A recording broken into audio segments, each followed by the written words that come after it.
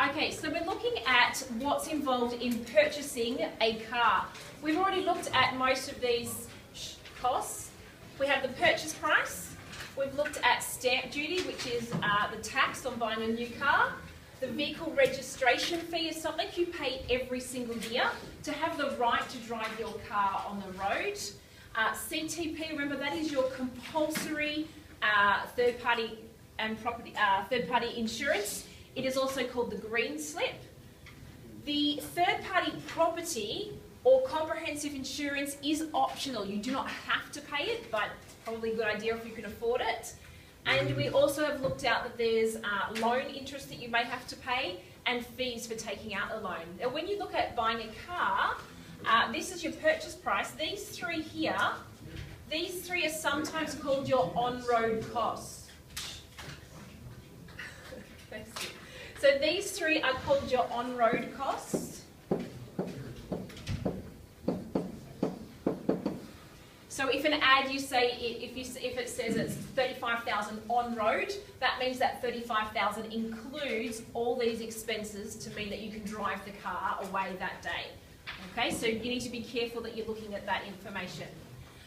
So we're just going to look at an example for that. We have Kyle, who has bought a car for $24,500, and here's all the different costs that are involved in buying his car.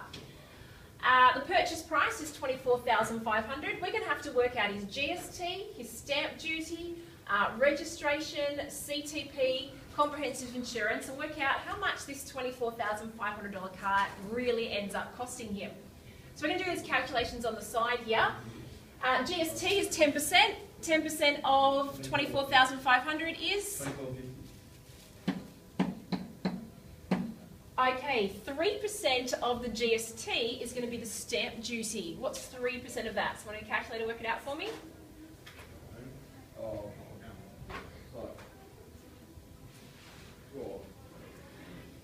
How's your brain going? Ticking fast? What was it? $661.50. Okay, so that was just 3% of $24.50. You sure that's right? Yeah, I'm thinking this is not right. Because it's 3% of your GST.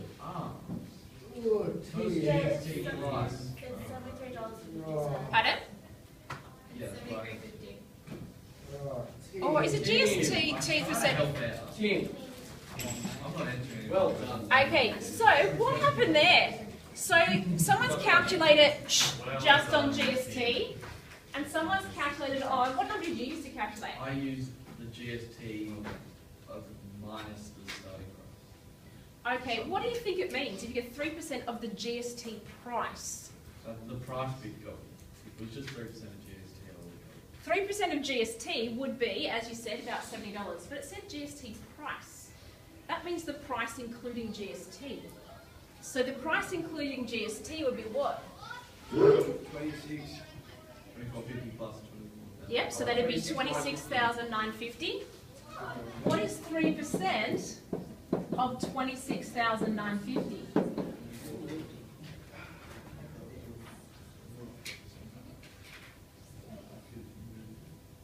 And there's your answer. 808.50. Okay, there's your answer. It wasn't just 3% of the GST, it was 3% of the GST price. Registration, CTP and comprehensive, no calculations required. So the total cost means I need to add all these numbers together. Grab a calculator, type it in, and how much does this car end up costing, Kyle? Sorry for using your name, Kyle. Confusing you.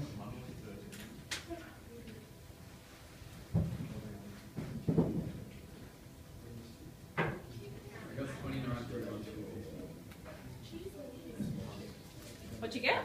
29,312.50. Is that right? 29. Total was 29. Oh, that's really sneaky. 312.50. So you think you're paying a $24,000 car, and suddenly it's $29,312.50. So you need to be careful when you're saving for a car that you don't just look at the purchase price. Check what those on-road costs are. And yeah, absolutely. Obviously, this is optional. That is your choice whether you pay that one or not. All right, let's make it more complicated. Let's say Kyle did not have $29,312.50. That'd be nice, but maybe he doesn't. Maybe he saves up just a small part of that as a deposit. So Kyle's going to pay 20% of that. So let's write that number down. What is it? $29,312.50. Okay, that's how much the cost was.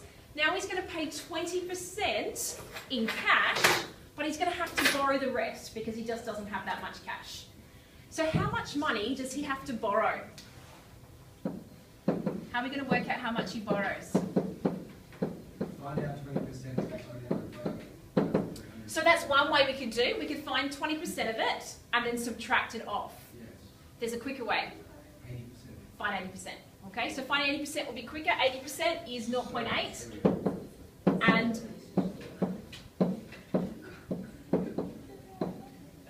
then we can see how much Kyle needs to borrow to buy this car that he wants. Yes, do. Does the car go to? I don't know, Kyle, what does the car sound like? All right, my calculator's just decided to go on strike. What did you get for the answer there? I got. You get about 23,000 something. 23,450. Yeah. Okay, so Kyle's going to need to borrow this money to buy this car. He's going to have to pay interest on this amount that he's borrowed. So how do we work out interest? What's the rule we use? Same rule we've been using? I equals PRN. And if you forget that rule, where do you find it? On your formula sheet. Okay? I equals PRN. So our interest is the amount he has to borrow. You only pay interest on what you borrow. You don't pay interest on the part that you've already paid cash for. Your interest rate was 9.5 as a decimal. That's 0.095. Or 9.5 on 100 is fine. And then you have to times by 5. How long does he take to pay it off? 5 years. Which equals $11,138.75.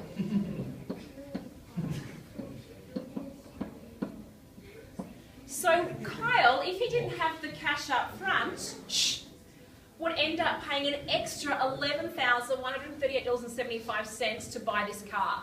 So what's the total cost of the car now? Okay, so that's how much extra he had to pay. So what's the total cost now? $40,451. Is it 51? 51.25. All right. 4,451.25, was it? Yeah. Sorry. So poor Kyle thought he was buying a car for $24,500. Barry, shh. Well, his parents, because his parents paid for it. You think his parents are going to help him out, are they? He's ended up paying $40,451 for his car. All right? So that's what we're looking at today, is examples where you've got to look at all the extra costs involved. Some of these questions are going to require practicing that loan repayment stuff that we've just been doing.